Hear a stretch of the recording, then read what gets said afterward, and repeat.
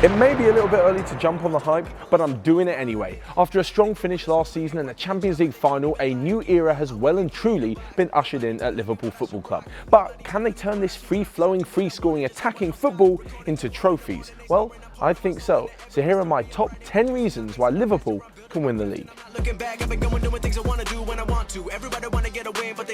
Number one, they score lots. Last season saw Liverpool... I wasn't expecting that. Bam! Number one, they score lots. Last season saw Liverpool net an incredible 135 goals, with the deadly front three of Mane, Salah and Firmino contributing 91 of them. Large-scale victories were the norm last year, and such was the joy and atmosphere in the Kop End, we were treated more than once to the sight of Jurgen Klopp excitedly charging down the touchline like a kid who's just been told he can get ice cream on the way home from school. $1.99 please. And talking of Klopp, this brings me on to my second point, Jurgen himself. Since the Germans joined Liverpool, he's taken them back consistently into the Champions League spots and into the hunt for trophies. But now we have to be in this championship mode. We have to come in a championship mode that we really, it's like you jump in the water and you dive, and now let's go for it until you don't have enough air anymore or oxygen, that you have to go up again. Really, that's the plan, that we really go for it. He's basically done what he did at Dortmund, which is take over a team with great potential and made them realise it. And much like with the German side, he's brought in some quick, aggressive, talented attacking players and instilled them with confidence and belief that they can go on and do what he did in Germany, win titles. We bring ourselves in a mood to fight against all these Premier League teams. They all want to have our points, so that means we have to be ready to fight, and that's it. And standing in the way of Liverpool winning their first title since 1990 is none other than Pep Guardiola's Manchester City.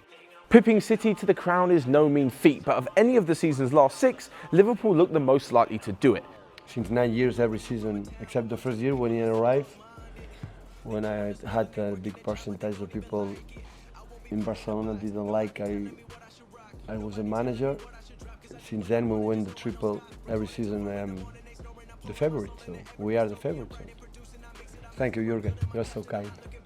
Chelsea and Arsenal are way off from competing for the title. Tottenham's failure to recruit anyone this summer could come back to haunt them, and with Manchester United under a rather unstable Jose Mourinho, we could be looking at a two-way race for the Premier League crown.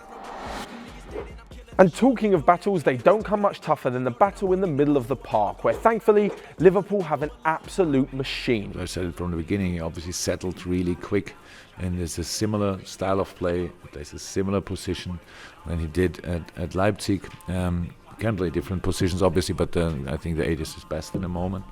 So that's all cool. But he has a lot of help from the players around. They really, with Sadio, works really hard. Since joining the Anfield setup, fans, players and pundits alike have been quick to see why Liverpool shelled out so much money for Naby Keita.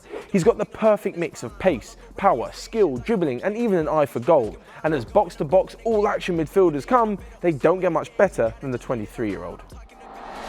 This brings me to my next point, that all the players in the squad are of a fantastic blend of ages.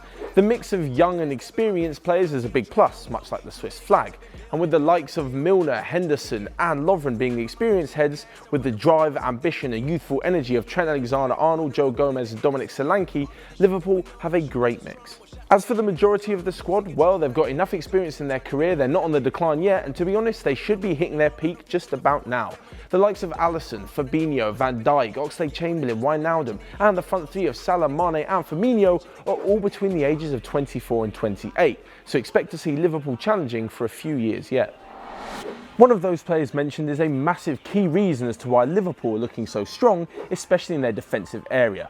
Eyebrows were definitely raised when Liverpool paid Southampton £75 million for Virgil van Dijk. However, after seeing his impact, no one can really complain about the price tag. He's also the only bloke in the world to be called Virgil and rock a goatee. What a man.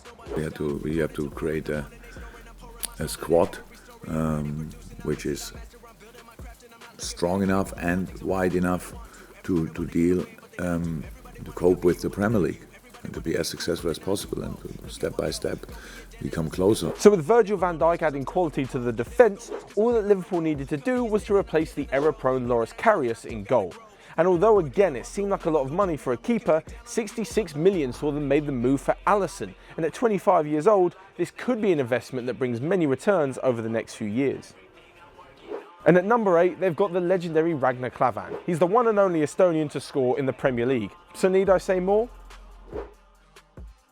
But moving on, and next is Liverpool's crown jewel, the king of Anfield, Mo Salah, whose season last year saw him enter a whole new realm of footballing quality as he bagged a record-breaking 32 goals in the Premier League. Make no mistake about it, if Liverpool do return to the top of English football, Mo Salah will play a pivotal role. And although he may not repeat last season's goal-scoring feats, having a match winner like that in your squad is always going to help. Finally, we come to number 10, the final reason why Liverpool can win the title this season, and it's down to, well, the fans. Notorious for creating an amazing atmosphere at Anfield, which can scare the opposition fans and the players, there is no doubt that when Liverpool are on the road or at home, the fans let the players know what they're fighting for and who they're fighting for. When the 60,000 or so fans are all on song, it's enough to push any team to glory. Trying to get what I just been imagining, getting close and I just been examining all of the fake shit the game has been packaging. I've been keeping it real, I've been doing